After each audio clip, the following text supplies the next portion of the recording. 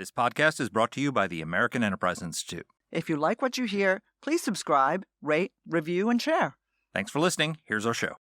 What in the hell's going on? What the hell is going on? What the hell is going on? I don't know what the hell he's talking about. You don't have to know what the hell is on it. What the hell's the matter with these guys? We don't know what's going on. What the hell's going on? Who in God's name knows what it's all about?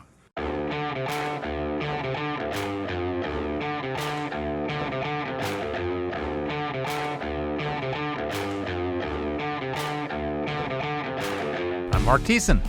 And I'm Danielle Pletka. And welcome to our podcast, What the Hell is Going On? Danny, we're backwards today. What the hell is going on?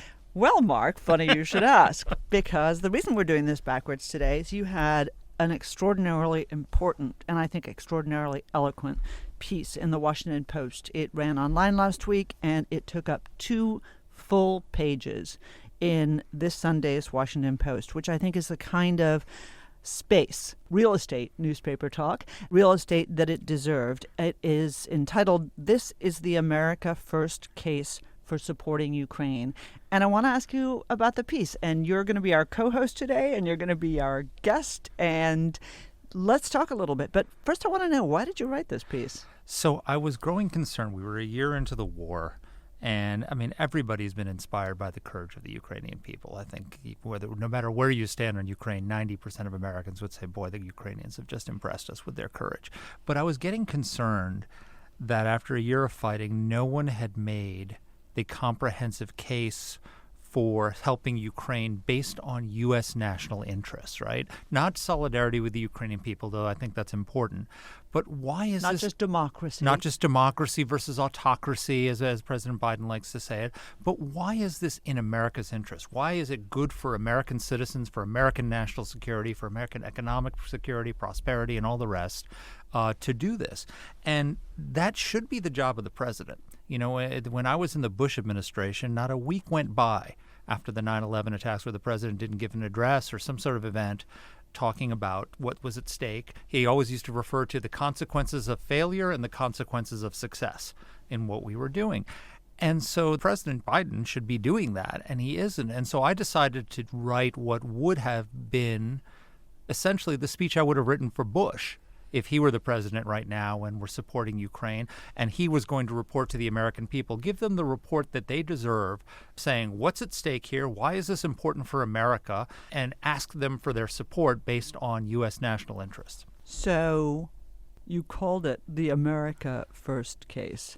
But one of the reasons that I think that you felt this was urgent, and, you know, we've been talking about this for a long time, and whenever we talk to our guests about this topic, we bring up the same questions. It is because support on the right, where it should be strongest, where 20, 30 years ago it probably would have been strongest, has been softening. And you cite a few polls, those on the right, Republicans, who say that we're providing too much aid to Ukraine has increased from 9%, where it was last year, not long after Russia invaded, to 40%, according to a Pew Research poll earlier this year. What accounts for that? A few things. First of all, the good news on that poll is that 60% of Republicans say that we should support Ukraine until Russia is defeated and all of its forces are driven out of the country. So a majority of Republicans are in the right place. And I actually, interestingly enough, I did a column in the Post separately on this. 69% of DeSantis supporters say that we should support Ukraine until Russia is driven out. Note to our aspiring Republican nominee, this is where your people are. But I think there's a number of reasons for it. I think one of them is that I don't think they see a strategy for victory for the Biden administration. They hear, we'll stand with you as long as it takes, but then they don't see a strategy for how to end it in success. And so it sounds like another endless war to them. And then I think the skeptics on the right, and they range from, you know, people like Bridge Colby, who I think is well-meaning, and basically he's concerned that we're not going to be able to help Taiwan. So people like that who don't wish the Ukrainians ill, to other people who are a little bit less benevolent in their views on this.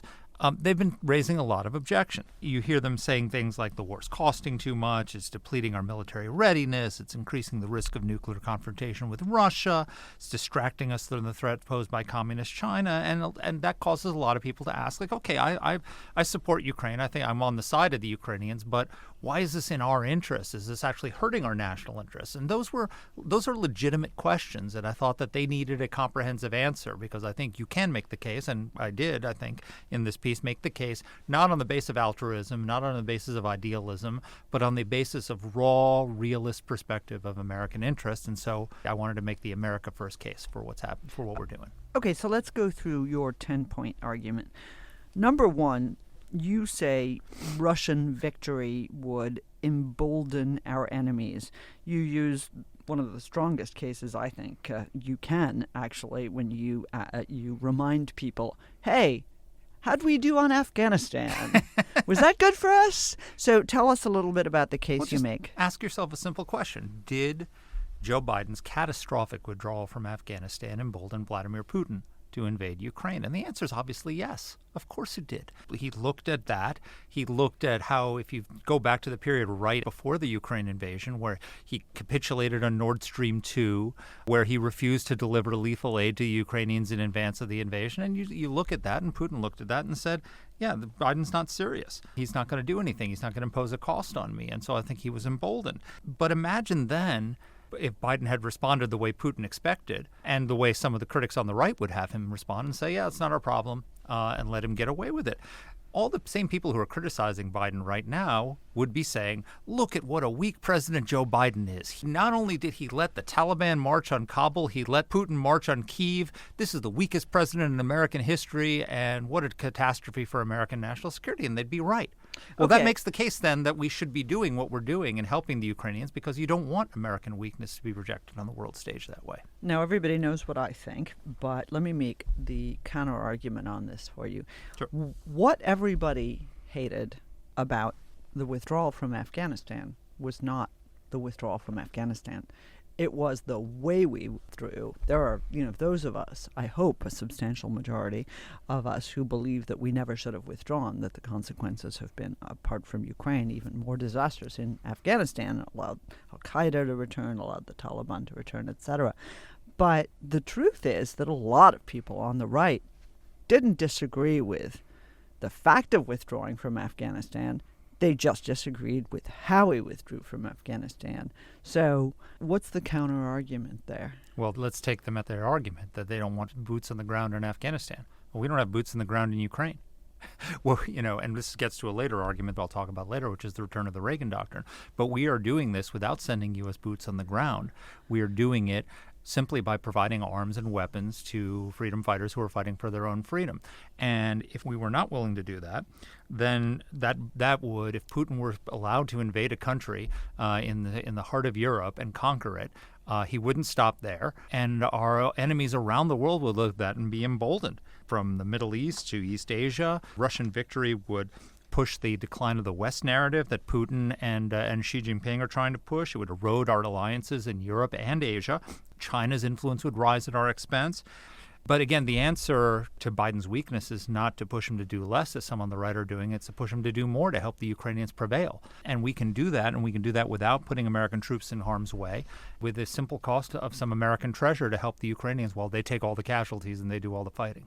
So let's get to part two, because this is interesting to me. You mentioned Elbridge Colby, probably not known to most of our listeners, but he, and as well as some of our colleagues here even, and others, people who are serious, in other words, they make the argument that the United States can't afford to be distracted from the challenge that is China, and that we are pouring too much of our energy, our planning, and our weaponry into Ukraine at the expense of our standing up to Beijing and the Communist Party there. What's your case? The opposite is true. So if the Afghanistan debacle emboldened Vladimir Putin, how much more would a Russian victory in Ukraine embolden Xi Jinping? It would make war on the Taiwan Strait more likely, and unlike Ukraine, that war would probably involve U.S. troops. So if you think about it from Xi's perspective, if the United States is not willing to stand fast for Ukraine, which is an internationally recognized sovereign state, are we really going to stand up for Taiwan, which isn't? And if we are not willing to expend money to help Ukraine defend itself, are we really going to risk American lives defending Taiwan? I think she would look at that and say, no, we're not. It would be a sign of weakness. And this is the argument I get into with Bridge.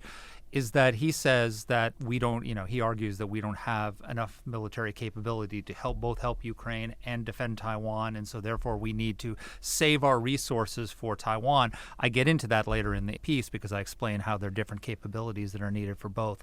But the point is, it doesn't matter what weapons you have if you don't have will. I mean, history is decided by will and by perceptions of will. Exactly. And so it doesn't matter what weapons we have. If the Chinese think that we're not willing to put our money and our reputation and our prestige on the line to help Ukraine, then they'll calculate that it doesn't matter what we have in our arsenal. We're not going to defend Taiwan. And that makes it more likely they'll invade. That makes it more likely there'll be a war. And that makes it more likely that American troops will have to fight. Right. And I think there are two additional devastating points here in your favor. She said, stepping out of her pretend interviewer role and getting into your I agree with you role. One is that the Taiwanese ambassador, the representative of Taipei here in Washington, Kim Shao, said, no. Taiwan needs victory for Ukraine. That's number one. Yes. But number two is Xi's own position visiting Moscow, taking his little baby Putin under his wing and telling him, no, we need you to win. Right. Listen to what Xi Jinping tells you. He needs Putin to win. That should be a clear indication to us that we need Putin to lose. And that gets to point 3. And that gets perfectly to point 3. You make the point. Defeating Putin would weaken the Sino-Russian partnership. To make the case. So Xi Jinping is trying to create a Chinese-led global order that favors the world's autocracies. And pursuing that goal, he made a bet on Vladimir Putin. He's met with Putin, as Matt Pottinger pointed out to me, former Trump Deputy National Security Advisor, more than 40 times since taking office. So these people who are saying, we're just pushing Russia and China closer, they were already close. 40 meetings. Times. 40 times. And Joe Biden's defense secretary can't even get a one-on-one with the Chinese defense secretary, but she's met with Putin 40 times. Chasing him like a teenage girl. Right. It's embarrassing.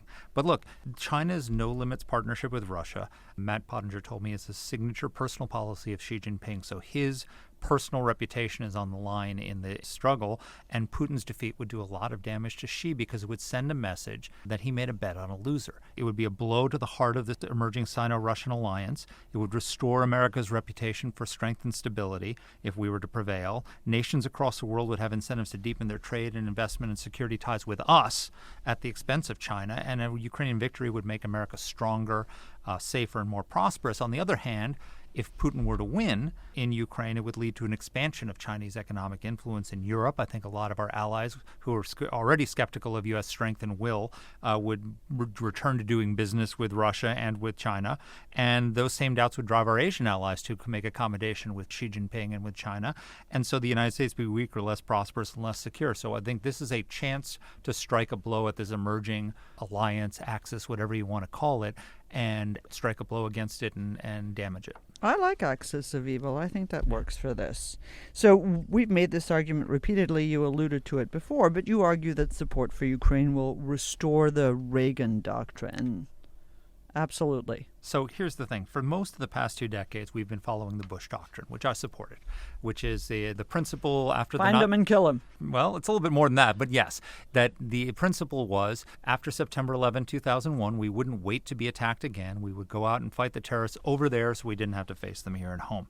And eventually, over time, I think that helped keep our country safe for 2 decades. But over time, Americans grew tired of the casualties, grew tired of the American military deployments around the world. And so you had 2 presidents, Obama and Trump, who began to withdraw our forces, reducing our military footprint abroad, turning to allies around the world and empowering them. So when you mentioned Afghanistan at the start of this, by the time we withdrew and Biden withdrew, America wasn't actually fighting in Afghanistan. We were enabling the Afghan forces to do the fighting for us, and we were providing training and weapons and all the rest of it.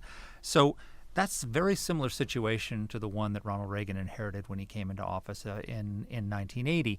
After the Vietnam War, there wasn't a great appetite amongst Americans to send U.S. forces around the world to slay dragons and to fight the communists and to drive expansionist Russia back. And so what Ronald Reagan did is he forged the Reagan Doctrine, which said that there are freedom fighters around the world who want to fight their own wars of liberation, and all they need from us are the weapons, training, intelligence, diplomatic support, and other things to fight those wars for us.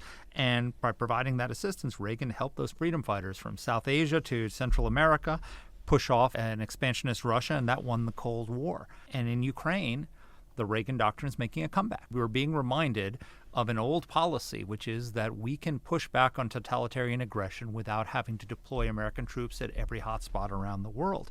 The problem we have is that Joe Biden is no Ronald Reagan. That, Ronald Reagan provided, for example, the Afghans with the weapons and capabilities they needed to drive the Soviet military out of Afghanistan. Whereas Joe Biden needs to be forced into He's every slow-rolling move. everything. We need to drive the Russian military out of Ukraine the same way we drove the Soviet military out of Afghanistan. And all the people who said it's going to start a nuclear war, all the rest of Garbage. it didn't happen. It didn't. Not only did it not happen, but answer this one basic question, people. He can't even defeat Ukraine. He's going to go looking to get into a war with the United States next? What? I mean, it's a ridiculous proposition. Even Putin isn't that nuts. It's true. Yep. I think it's a very persuasive case. Thank you. Okay, here's one that I think people are going to find less credible, and I'm really looking forward to hearing your argument here. Victory, you say, will save the U.S. billions. Okay, right now it's costing us billions. How is it going to save us billions? So think about this. Right now, Ukraine is decimating the Russian military threat to Europe. Almost literally the correct word, because decimating means driving it down to 1/10 of what it was. Exactly. And they're well on their way. Without risking a single American life in the process. So Russia may never be able to regain the strength that it has spent in Ukraine. Let me just give you some statistics. Its military has suffered more combat deaths in Ukraine than in all of its wars since World War II combined. Russia's lost 2,000 tanks, more than half its operational fleet, thousands of pieces of military equipment, including combat aircraft, combat vehicles, unmanned aerial vehicles, radar, anti-aircraft systems, 18 Navy ships. And the British Defense Ministry, now I'm reading from your piece, estimates that 97% of the Russian army is now committed to Ukraine. And we're not even beginning to talk about the human casualties they've taken, which are, you gave a combat death number relative to the number of deaths they've lost. But we are talking about well over 100,000 combat deaths Absolutely. here. I mean, this, just for everybody who thinks about this, the strength of opposition to the Iraq War, to the Afghanistan War, combined in those two, we lost substantially less than 20,000 American troops. They lost 20,000 in the first couple months. No, it's exactly right. And so every Russian tank, every Russian plane, every infantry division the Ukrainians destroy, it's that much less we're going to have to spend defending Europe in the decades to come. What we're doing is the Ukrainians are producing a Russian defeat dividend. What it means is the United States, if we are successful, will, in helping Ukraine, if the Russians are defeated and if their military is decimated in this way, we'll be able to redeploy forces from Europe to the Pacific theater to defend against a Chinese invasion of Taiwan. We'll be able to create conditions of peace and stability in Europe that will allow us to expand trade and different opportunities for engagement on security and other things. And over time, we can supplant Russia as the primary energy supplier to Europe. So their financial benefits will be enormous if the United States wins. On the other hand, think about what happens if Ukraine loses. What that means is the cost will be astronomical, because what will happen is, after absorbing Ukraine, Putin will bring Ukraine and Belarus and Russia into a confederation. He will threaten the Baltics. He will threaten other parts of Europe. They'll be on the borders of Romania, Slovakia, and Poland. He'll probably move against Moldova, the Baltic states, and maybe even Poland. Steve Hadley, former national security advisor, laid this out for me, which I quote him in the piece, and setting his sights on establishing a land bridge between, there's an isolated Baltic port of Kaliningrad, which he would have to cross Polish and Lithuanian territory to build. He would not stop where he is, and what that would do is would create a requirement on the part of the United States to dramatically increase its defense spending in Europe. Not to speak of potentially activating Article 5 of our NATO treaty. If that happened. In order to deter him from doing these things, which would be his next goals. And then we would have to do that while at the same time increasing our military spending in Asia in order to deter China from invading Taiwan, because the Chinese would be emboldened by a Russian victory. So our defense spending both in Europe and the Pacific would skyrocket. So helping Ukraine win is a bargain in comparison to the costs, what we would have to spend if Russia were to be successful. You make another argument here that I really like, and I especially like it because I think a lot of the conversation we've had up to now has been rehearsed. We've heard people say, no, this is the importance of victory. No, it'll help us against China. I think that this is one of the hidden benefits of the war in Ukraine, which is that you argue it is a proving ground for new weapons. I don't know if people remember, but one of the reasons why George H.W. Bush in the first post-Cold War conflict did so well against Saddam Hussein in Iraq, we're talking about the 1991 Desert Storm, was because all of the weapons that had been in development in the 1980s finally found a place to be tested, and nobody could believe what they were seeing. That was when we unveiled the Patriot missiles. We unveiled a whole series of new technologies the world had never seen. And you argue we're doing just that. We're testing these, but via the Ukrainians, without U.S. boots in this conflict. And without U.S. casualties. I Right. mean, look, it's become a testing ground for new weapons, as you say. Let me just give you a few examples of this thing. So Ukrainians have deployed a new real-time information system known as Delta, which is a cloud-based network-centered warfare system developed with NATO that allows Ukrainian forces, local officials, even vetted civilian bystanders to plug in the information on Russian military positions and share them with the Ukrainian military. I'll give you an example. A few weeks ago, I met with a group of Ukrainian mayors who were visiting AEI, and I was talking about this, and one of the mayors pulled out his cell phone and showed me Delta on his phone and showed me in his town all the reports of where the Russian positions were. He had it on his iPhone, sitting at AEI. Right? This has never been tried before in combat. It was developed with NATO to help the Ukrainians and to help civilians report so they know in real time where all the positions are. They're using new sea drones that have never been used in combat, what we call uncrewed surface vessels, and combining them with aerial drones to attack the Russian Navy. A drone in the sky is easy to spot. A drone on the waterline is very hard to spot, and these have never been used in combat in this way. They've used them to take out almost 18 to 20 Russian ships, including the Moskva, which is the pride of the Black Sea Fleet, a major Was the pride of the Black Sea Fleet. Now it's more like the Italian Navy, seen in a glass-bottom boat. Exactly. I love that. Sorry, joke. Italians. No, that's okay.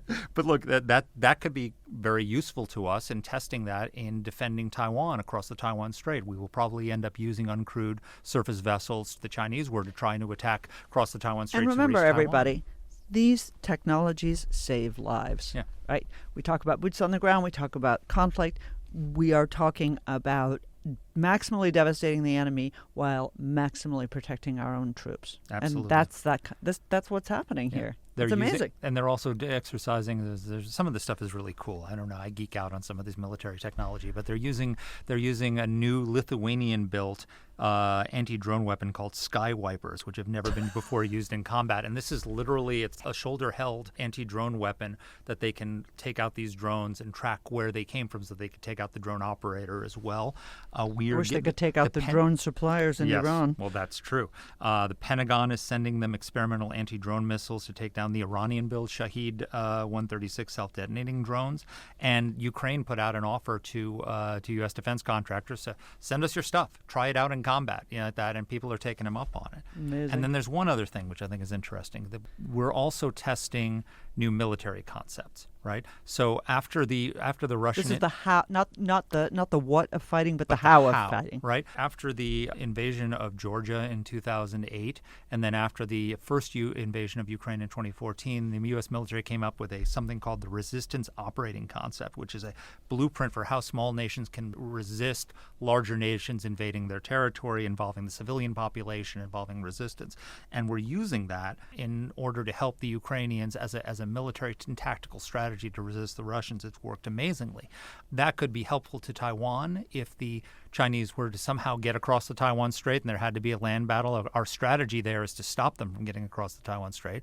But if it came to it where they needed to do it, all those same tactics would be operational in Taiwan as well. And then finally, the important point is that we're reorienting the U.S. military planning concept. So, the famous phrase is armies always fight the last war over again, right? And so what's the last war for America? It's fighting non-state actors, it's fighting terrorists, it's fighting insurgencies. And so our military planners have not focused on conventional war against a large state power for 20 years in any serious way. This is reorienting our military to focus on conventional war. And what we're able to do is practice and exercise that. Normally, if we were to exercise a war game with a great power, you'd do it on a tabletop exercise with computers, and you'd have to guess at what the enemy is doing. Here, you're exercising it in a war game scenario where you don't have to guess what the enemy's doing because he's doing it in real time. And there are no American lives expended. We're exercising these concepts. We're helping the Ukrainians, but we're also helping our military reorient itself for planning and executing great power conflict, which is what we will probably face in the 21st century. And there's another element to this as well, which is tied up in that, which is that it is helping us do something that, for reasons that are completely inexplicable, I know, to both of us, we have allowed the atrophy of our defense industrial base. Yes. We had an outstanding podcast with CSIS's Seth Jones a few weeks ago that I commend to everybody if you're interested in this issue. But you really lay out, strongly, first of all, it is imperative if we're going to even pretend to have a chance at fighting the Chinese. Because right now, if we war game it, we run out of everything after a week. We run out after a week fighting the Chinese. But Ukraine is really waking us up to this problem and helping us revitalize our defense industrial base. So you make the case for that. I do. So that's point number 7. I mean, you got to think about it this way. The money we're spending in Ukraine, military security assistance, is not actually going to Ukraine. It's going to Americans. And most people don't know that. It's going to Americans. It's going to the Pentagon. It's going to replenish the weapons that we are giving out of our stockpiles to Ukraine, and it's going to defense contractors to build and weapons to send to Ukraine. So that all this money is going to Americans. It's creating jobs here. It's reinvigorating our defense industrial base, which we need if we are going to defend Taiwan, if we're going to help, in any scenario. And we are not robbing Peter to pay Paul. We are not using things that we would be using in a conflict over Taiwan or even anywhere else over China. We're not giving that stuff to So Taiwan.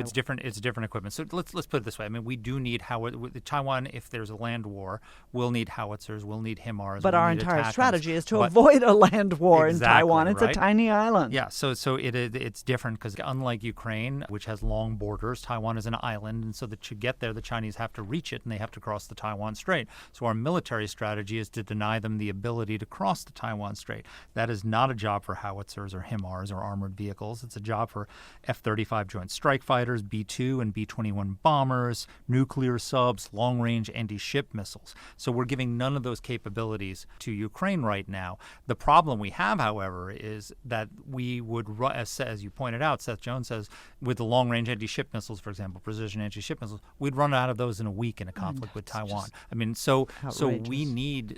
by reinvigorating our industrial base, Ukraine is actually helping generate the industrial capacity so that we will be able to replenish those weapons. It's advancing our preparedness. Yes. And also another thing, by the way, which is a hidden benefit as well, is that what's happening with our NATO allies is that they are donating military equipment to Ukraine. Many of them are former Warsaw Pact nations, so they had large blocks of antiquated Soviet weapons. They're getting rid of their old Soviet crap, and they're buying outstanding new American stuff. Exactly. Yeah, so it's creating military sales for us with our advanced NATO allies.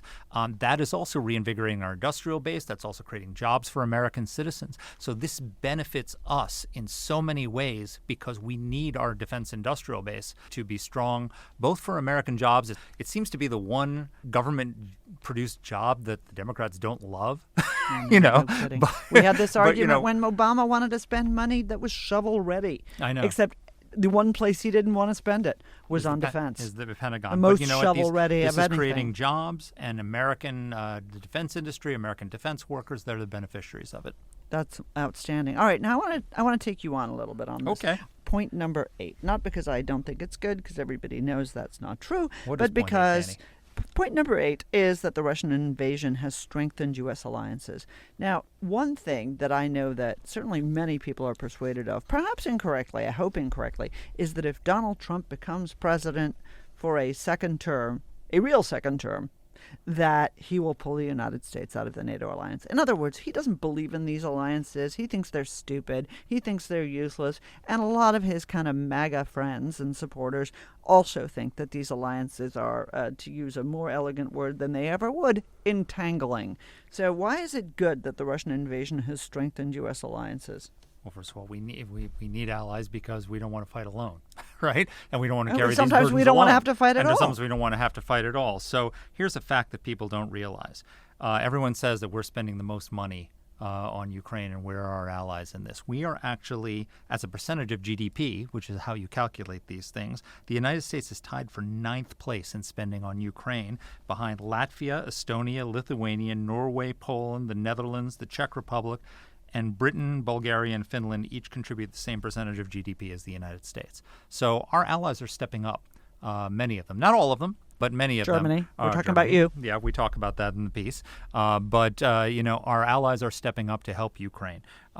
Second of all, Putin's goal was to break the NATO alliance, to weaken the NATO alliance, and to weaken allied unity. Instead, what happened is it's done the opposite, where you had Sweden and Finland, who have instead joined the NATO alliance after years of neutrality. Not only are they joining the NATO alliance, but even before joining, because Sweden is being held up by, it's a complicated story, but it's being held up by Turkey for reasons having to do with the Kurds.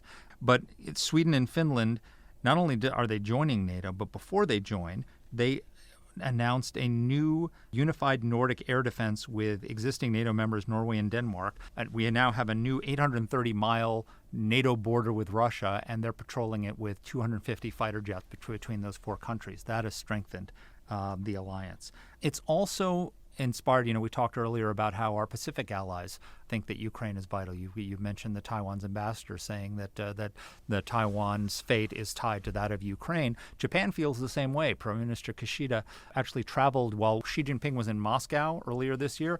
He was in Bucha visiting the mass graves in Ukraine, and he says that the fates of Taiwan and Japan and the rest of Asia are tied to Ukraine. And they have increased their defense spending by $287 billion over the next 5 years. That's a 60% increase. It means Japan will have the 3rd largest defense budget in the world. South Korea is increasing its defense spending. They've authorized having howitzers, South Korean-produced howitzers transferred from Poland to Ukraine. So our allies in the Pacific are also stepping up. All of that helps U.S. national security because we have better burden sharing as a result. Number 9, the point is victory helps prevent nuclear proliferation. I really, really like this argument because obviously everybody knows, I follow Iran and the Middle East, but I think that it makes a very, very cogent and undermade argument about nuclear proliferation. It's not just the Chinese who are watching. It is everybody out there who wondered how loyal the United States was after Obama pulled us out of Iraq, after Biden pulled us out of Afghanistan. Everybody asked themselves, who are you going to betray next? Right? Yeah. And I think this is a very interesting point. Here's the thing. This war is happening in Ukraine because the Ukrainians, after the collapse of the Soviet Union, surrendered their nuclear arsenal at our insistence. So after the Soviet Union collapsed, Ukraine inherited 2,000 strategic nuclear weapons, including bombers and missiles, to deliver Just them. in case people forgot that. Yeah. That's a lot of nuclear weapons. And if they still had those weapons, Russia would have never invaded. That's for sure. So, we signed an agreement. The Clinton administration actually brokered an agreement. In fact, Bill Clinton actually said the other day that he feels personally responsible for the Russian invasion because he convinced the Ukrainians to give up their nukes, and if they hadn't given up their nukes, this would have never happened. But the Clinton administration brokered an agreement called the Budapest Memorandum on Security Assurances, and what that said was Ukraine agreed to give up its weapons, its nuclear weapons. The U.S. and Britain promised to, quote, provide assistance to Ukraine if Ukraine should become a victim of aggression, and Russia pledged to, quote, refrain from the threat of use of force against the territorial integrity or political independence of Ukraine. Yes. That was the deal. And of course, like all Russian agreements, it was worth spit. Yeah. But apparently our commitment was also worth spit because in 2014, of course, let's not forget that this war did not start in 2022. This war started in 2014 when the Russians marched in and took Crimea, and the response of not just the Obama administration, but also of the Europeans was, who cares? Whatever. Budapest Memorandum? What was that? Exactly. So if we now allow them to finish the job, then the lesson to every country around the world is I'd better get nuclear weapons as fast as I can because if you have nukes, you won't get invaded. And if you don't have nukes, you do get invaded. And then that's not all. Would-be aggressors will take the lesson that they can use their nuclear arsenals as cover to invade their neighbors and use them to stop us from helping by conventional means. So if Russia is allowed to conquer Ukraine while threatening to use its nukes, then Beijing is going to conclude, well, we can invade Taiwan and use our nukes to deter the Americans from helping them conventionally. Or Iran can finalize its nuclear program, attack Israel, and then deter them from North Korea responding. can unify the Korean Peninsula and use its by developing weapons to go on. But and here's the thing too. Then, if Iran gets nuclear weapons, guess who's going to get nuclear weapons? Saudi Arabia, the other Gulf states, and so you're going to have a Sunni Shia nuclear arms race in the Middle East. And then our allies in Japan and South Korea may decide, well, our nuclear umbrella isn't so good. We've got to get nuclear weapons. So failure in Ukraine could set off a global nuclear arms race, and it will spark more wars of aggression around the world, because the lesson to the nuclear powers or would-be nuclear powers around the world is if you have nukes, you can deter the United States from helping conventionally. And that means we will be involved in more wars around the world. There'll be more aggression, more instability, and that's much more likely to cause World War III than anything that's happening in Ukraine right now. Your final point is perhaps the most important point, because I think it is the answer to those who say, oh, another endless war, oh no, victory is unachievable, which is actually Ukraine can win. Why do you make that case? Well, because Jack Keane tells me it's so. And we believe Jack And Keane. we believe Jack Keane. We had him on the podcast, and he talked about this in great detail. Yep. And it's not just him. General Chris Cavoli, our Supreme Allied Commander in Europe, actually met with senators and congressmen at the Munich Security Conference, and they asked him point blank, if we gave the Ukrainians F-16s and we gave them ATACMS, could they win the war? And he said yes. Right. So what that means is that they can win the war, but only if we give them the tools to do it. So, and in a timely way. In a timely way. I mean, everything. Biden does the right thing, but he does it 6 months late. A day late and a dollar short. You know, and what Jack explained, which I think is really important, is that he's the former vice chief of staff of the Army. He knows how to carry out combined arms warfare. He says that if you want to prevail in combined arms warfare, you need certain ingredients. You need tanks, you need long-range artillery, you need air defense, and you need advanced fighter jets. And if you have those things, you can take territory. Imagine and if we had given these things to the Ukrainians when they asked for them. So those are all the things that Biden is slow rolling. Of right? course. We made them fight for the first few months of the war with Soviet-era non-precision weapons. Then we finally gave them HIMARS, which are these medium-range artillery. But Some of us call them HIMARS, Mark. Fine. HIMARS. We gave them HIMARS, but Biden had them secretly modified so they couldn't fire long-range rockets. Yeah, I know. And he won't give them the ATACMS, which are have the a longer 190 range. So again, I met with these Ukrainian mayors, and the mayor who showed me the Delta system on his phone, he says, in my town, which is right near the Russian front, he says, the Russians now know we just need to be 40 kilometers outside. We can do whatever we want. They can't reach us. And so what they do is they station themselves outside, and then they shell cities, and they shell schools, and they shell hospitals. They've got a Biden perimeter. That's a great phrase. I wish I had included that in the piece. I wish I would talked about that. And so what we're doing is we are not providing them with the weapons they need to prevail in a timely manner. If we do that, if we provide those weapons, if we give them the F-16s, if we give them this, Jack says we could win this. The Ukrainians could win this thing in a year.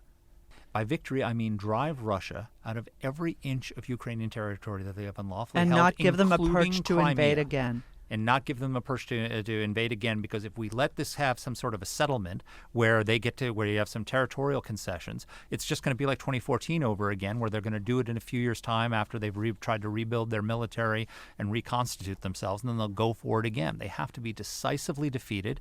Zelensky. That's what the Ukrainian people want. Every poll shows that the Ukrainian people want a decisive victory. They want every Russian taken out of every inch of Ukrainian territory. And Zelensky doesn't have the flexibility to cut a deal because he'd be thrown out of office. It's a democracy. That's not what the Ukrainian people want. Right. So the only thing stopping that is a lack of American weapons and a lack of American presidential will.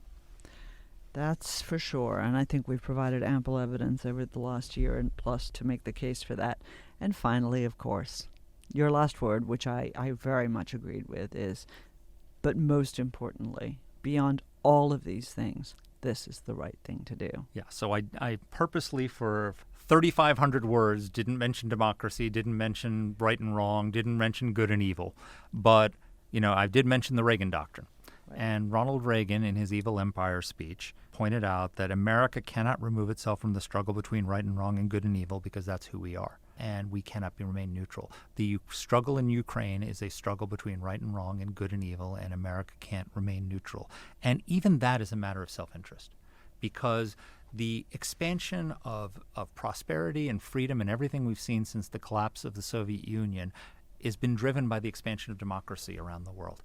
Democracies don't wage wars on us. They don't attack their neighbors. They don't cause us to have to go send American troops around the world to defend people. They don't cause mass refugee crises. They don't cause mass refugee crises. But even if you're not persuaded by that, you should be persuaded by the idea of peace through strength, which is that if we want to be secure, if we want to avoid another cataclysmic war in which Americans are involved in, the best thing we can do is to stop the Russians from succeeding in Ukraine. I avoid talking about isolationism in most of this piece because I think a lot of the people who are skeptical of this are not necessarily isolationists. I start the piece by saying that most conservatives are not isolationists. They're reluctant internationalists.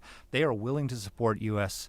leadership on the world stage and us leaning forward as long as they understand that it's in America's interest. But the isolationists in the 1930s, they were concerned that we had just come out of World War I, where we had lost 20 million lives. There wasn't much we in that 20 million mark. But by not doing anything about Hitler's rise, by allowing him to gather his strength and invade the Sudetenland, and he was not appeased by that, it led to World War II, which cost 60 million lives.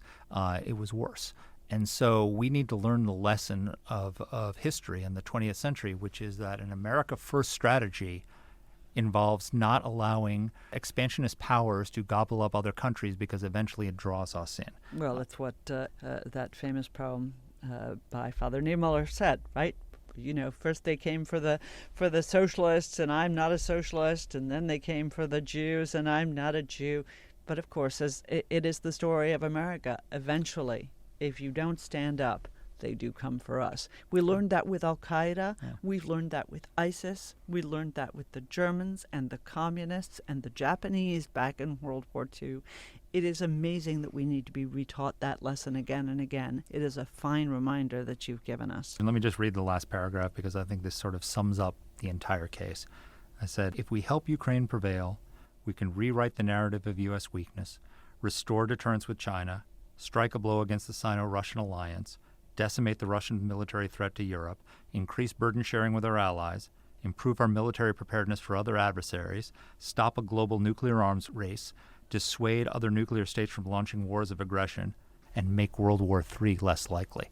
That's the summary of the entire piece in one paragraph. I don't know why you needed all those words, Mark. But you did it very nicely just in that one paragraph. Yep. That's the America First case for helping Ukraine. Well, good. I hope people are listening. Please, folks, do share this around, and we will link Mark's really outstanding piece from the Post, but we'll also link the shorter summary that AEI did, and we will link the new video series where Mark really sort of lays out this case, but, in person, with his face on video. So all of that is out there. All of them are resources. Use them, think about them, because we're not going to get a do-over here. We need to do the right thing. Joe Biden has led us down the garden path too many times, and we need to keep his feet to the fire to give Ukraine what is necessary in order to keep Americans safe and secure.